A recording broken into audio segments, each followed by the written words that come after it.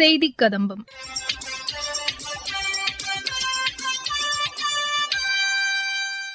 இன்றைய செய்திக் கதம்பத்தில் மத்திய அரசின் சமூக வலைதள பதிவுகள், சென்னை பத்திரிகை தகவல் அலுவலகம் சார்பில் நடைபெற்ற ஊடகவியலாளர்களுக்கான பயிலரங்கில் புதிய குற்றவியல் சட்டங்கள் குறித்து சென்னை உயர்நீதிமன்ற முன்னாள் நீதிபதி திரு நாகமுத்து பங்கேற்று பேசிய உரை மற்றும் சர்வதேச போதைப்பொருள் ஒழிப்பு தினத்தை முன்னிட்டு திருச்சி மாவட்ட மனநல மருத்துவரின் ஆலோசனைகள் ஆகியவை இடம்பெறுகின்றன.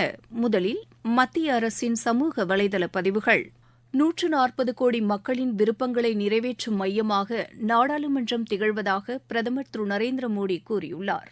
மடகாஸ்கர் நாட்டின் சுதந்திர தினத்தையொட்டி அந்நாட்டு மக்கள் மற்றும் வெளியுறவுத்துறை அமைச்சர் ரஃபரா வவிட்டாஃபிகாவுக்கு வெளியுறவுத்துறை அமைச்சர் டாக்டர் ஜெய்சங்கர் வாழ்த்து தெரிவித்துள்ளார். இரு நாடுகளுக்கும் இடையேயான உறவு தொடர்ந்து வலுப்பெறும் என்றும் அமைச்சர் கூறியுள்ளார். மக்களவைத் தலைவராக 2வது முறையாக தேர்ந்தெடுக்கப்பட்டுள்ள திரு ஓம் பிர்லாவுக்கு தகவல் ஒலிபரப்புத்துறை இணை அமைச்சர் டாக்டர் எல் முருகன் வாழ்த்து தெரிவித்துள்ளார்.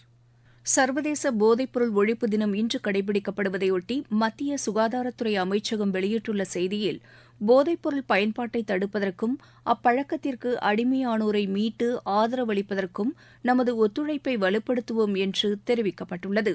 சவுதி அரேபிய கடற்படை வீரர்கள் பங்கேற்றுள்ள 4 வார கால பயிற்சி கொச்சி கடற்படை தளத்தில் நடைபெற்று வருகிறது. புதிய குற்றவியல் சட்டங்கள் வரும் ஜூலை மாதம் 1ஆம் தேதி முதல் நடைமுறைக்கு வருகின்றன. இதனையொட்டி சென்னை பத்திரிகை தகவல் அலுவலகம் சார்பில் தமிழ்நாடு டாக்டர் அம்பேத்கர் சட்ட பல்கலைக்கழக வளாகத்தில் நேற்று ஊடகவியலாளர்களுக்கான பயிலரங்கு நடைபெற்றது. இப்பயிலரங்கில் சிறப்பு விருந்தினராக கலந்து கொண்டு உரையாற்றிய சென்னை உயர்நீதிமன்ற முன்னாள் நீதிபதி திரு நாகமுத்து, இந்திய நீதி சட்டம், இந்திய சிவில் பாதுகாப்பு சட்டம், இந்திய சாட்சிய சட்டம் ஆகியவை குறித்து விளக்குகிறார். அவர் பேசுகையில், After 1st July, what is going to happen? Please kindly see, whenever any act is repealed, a saving clause is also introduced in that. As per the saving clause in all the 3 laws, very, very important provision. The saving clause says that so far as the cases which are already pending, please kindly see the words, any inquiry, any trial, any appeal, any revision or any other proceeding which include everything which is pending as on 1/6/2024 shall be continued as per the old laws only, not as per the new law. This saving clause is there. This is going to create some problems in the administration. That's what until they are all solved with the Honorable Supreme Court. So these saving clauses in all the 3 acts say that all proceedings, in short, which are already pending, shall be continued as per the old act alone, not as per the new act. For example, on 30th of June, a crime happens. For example, a murder happens. Immediately, a complaint is lodged to the police. FIR is registered on the same day in the night by about 11 o'clock. The proceeding shall be conducted as per the old code only. So far as the substantive law, criminal law is concerned, it cannot have retrospective effect at all because it is barred by the Constitution. A person can be convicted for his act, which is an offence, as on the date as per the law which is in force. A person can be convicted for an offence which was committed as per the law as it is in existence on the date. Therefore, in the illustration which I gave, suppose there was a murder on 30th of June of this year. If FIR is registered on the same day, the proceeding shall be conducted as per the old CRPC, trial shall be conducted as per the old Evidence Act, appeal shall be preferred only as per the old code, and everything shall be done only by the old code. Suppose instead of giving the complaint immediately, nobody has seen the occurrence, a complaint is lodged by about 12:30 a.m. That was on the early morning of the 1st of July this year. What will happen? There, though IPC, at the time when the offence was committed, it was the Indian Penal Code which was in force. He can be punished only under the Indian Penal Code.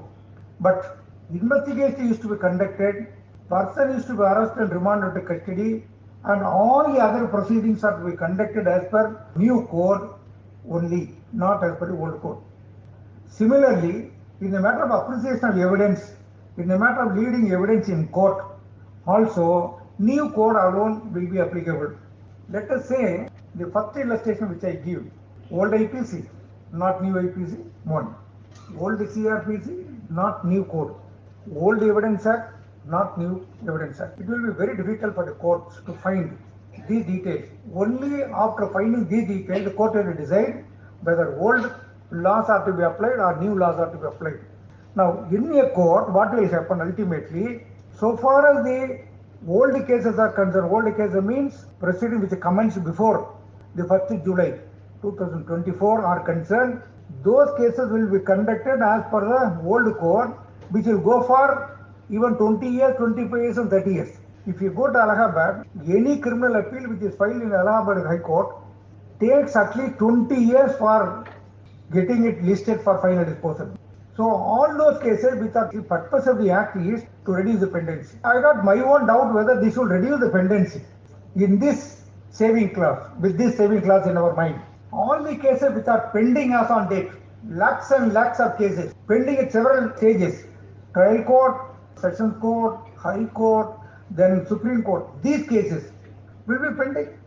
No chance of getting them disposed of because we are applying again the old law. It is a constitutional provision, though I will be touching upon some of the provisions of the Constitution as well. சர்வதேச போதைப்பொருள் ஒழிப்பு தினம் இன்று கடைபிடிக்கப்படுகிறது. போதைப்பொருள் பழக்கத்தை தடுப்பது மற்றும் அதற்கான விழிப்புணர்வு நடவடிக்கைகள் குறித்து விளக்குகிறார் திருச்சி மாவட்ட மனநல மருத்துவர் திரு எம் ராஜாராம். அவர் பேசுகையில், இன்றைக்கு தினமானது போதை ஒழிப்பு தினமாக உலகம் முழுவதும் கொண்டாடப்படுகிறது. ஒவ்வொரு ஆண்டும் ஜூன் 26ஆம் நாள் போதை ஒழிப்பு தினமாக கொண்டாடுகிறார்கள். இதனுடைய மெயின் லட்சியம் என்னன்னு பார்த்தா போதையில்லா சமுதாயத்தை உருவாக்க வேண்டும். ஏன்னா இன்னைக்கு பார்த்தீங்கன்னா ஒரு காலத்தில் வயதானவர்கள் தான் போதை பழக்கத்தினால் அதுவும் மது பழக்கத்திற்கு அடிமையாக இருப்பாங்க. இன்னைக்கு இளைஞர்கள்லேருந்து குறிப்பாக பள்ளிக்கூடத்தில் படிக்கும் மாணவர்கள்லேருந்து ஒரு 6வது 7வது படிக்கிறவங்கலேருந்து வயதானவர்கள் வரை ஆண் பெண் வித்தியாசம் இல்லாமல் அனைவரிடமும் பல வகையான போதை பழக்கம் பரவியுள்ளது. உதாரணத்துக்காக முன்பெல்லாம் குடிப்பழக்கம் மட்டும்தான் இருக்கும், மது பழக்கம். இப்பொழுது பார்த்தீங்கன்னா கஞ்சா, பெத்தடின், மார்பின் இன்ஜெக்ஷன், இன்ஹேலண்ட்டு, அப்புறம் பார்த்தீங்கன்னா டெர்பின்டால், காஃப் சிரப்பு, மார்பின் டெரிவேட்டிவ்ஸு, டேப்லெட்ஸ், தூக்க மாத்திரை, அது மாதிரி போதை பழக்கத்தில் ஹான்ஸ்னு புயலை சம்மந்தப்பட்டது, நிக்கோட்டின் அதாவது ஸ்மோக்கிங், இப்படி பல வகையான போதை பழக்கம் இருக்குது. இதனால் என்ன ஆகுதுன்னா மக்கள் பல வகையான மனநோய்க்கு பாதிக்கப்படுகிறார்கள். இளைய சமுதாயம் மிகவும் பாதிக்கப்படுகிறது. நிறைய வீக்கெண்ட் பார்ட்டி, மந்த்லி பார்ட்டி, இல்லைன்னா டூர் போகிறது அப்படின்ட்டு போய் அங்கே போதை பழக்கத்தை எடுக்கிறது. இது இளைய சமுதாயத்தின் மூளையை மழுங்க செய்கிறது, அவர்களுடைய உழைப்பு திறனை பாதிக்கிறது, அவர்களின் எதிர்காலம் ஒரு கேள்விக்குறியாக உதவி செய்கிறது. எனவே நீங்கள் என்ன பண்ணணும்னா, யாராக இருந்தாலும் போதை பழக்கத்துக்கு பாதிக்கப்பட்டவர்கள் இருந்தால் உடனே அவர்களை மனநல மருத்துவர்களிடம் அழைத்து அவர்களுக்கு உரிய உளவியல் சிகிச்சை அளித்தனா அவங்களை வெளியே கொண்டு வந்துடலாம். அவங்க நல்ல முறையில் வாழ்க்கையில் முன்னேறலாம். ஏன்னா இதனால் அவங்களுக்கு கல்லீரல் பாதிக்கப்படலாம், இருதயம் பாதிக்கப்படலாம், மூளை பாதிக்கப்படலாம், நுரையீரல் மற்றும் சிறுநீரகம் எது வேணாலும் பாதிக்கலாம். பெற்றோர்கள் மெயினாக தன்னுடைய குழந்தைகளுடன் ஒரு நண்பனாக பழக வேண்டும். நிறைய பேர் கண்டிக்கிறேன்னு ரொம்ப கோவப்படுறதுனால அவங்க அப்பா அம்மாட்ட குழந்தைகள் நல்லா பேச மாட்டேங்கிறாங்க. அதனால் நண்பர்கள்கிட்ட பழகிறப்ப அந்த பழக்கம் ஈஸியாக வந்துடுது அவங்களுக்கு. அதே மாதிரி ரொம்ப நேரம் மொபைல் யூஸ் பண்ணாலோ அவங்களை உடனடியாக கண்காணிக்கலாம். நைட் லேட்டாக வராங்க, சரியாக பேச மாட்டாங்க, எதுக்கு எடுத்தாலும் கோவப்படுறாங்க. அது மாதிரி மாணவர்களோ பெண்ணோ இருந்தால் இமிடியேட்டாக நீங்கள் டாக்டர்கிட்ட அவங்கள கூப்பிட்டு வந்தால் அவங்க அதை கண்டுபிடித்து அவருக்குரிய சிகிச்சை அளிப்பாங்க. நீங்கள் நல்லா பழகணும். அதே மாதிரி நல்ல ஒரு atmosphere, school atmosphere, college atmosphere, அவன் படிக்க முடியாத நல்லா படிக்க வைக்கிறேன் அப்படின்ட்டு அவனை கட்டாயப்படுத்தி ஒரு ஸ்கூலுக்கு அனுப்பிச்சு அவனை டார்ச்சர் பண்ணுறப்ப அவன் வேறு வழி இல்லை அப்படின்ட்டு இந்த மாதிரி பழக்க வழக்கங்கள் இது பண்ணும். அதே மாதிரி வேலை செய்ய முடியாதவனுக்கு நீ இன்னைக்கு டார்கெட் 30 லட்சம் வேணும், 1 கோடி வேணும், நீ இந்த வேலையை செய் அப்படின்னு அவங்களுக்கு பழுசுமை அதிகமாகிறப்ப நிச்சயமாக அவர்கள் போதை பழக்கத்துக்கு போவாங்க. ஸோ அந்த மாதிரி டயத்தில் இது மாதிரி பழக்கத்துக்கு போகாமல் அவங்க மனநல ஆலோசகர்கிட்ட வரப்ப அவங்களுக்கு உளவியல் மூலமாக சிகிச்சை அளித்தா அவங்க இந்த பழக்கத்துக்கு போகாமல் நல்லா முன்னேறுவாங்க.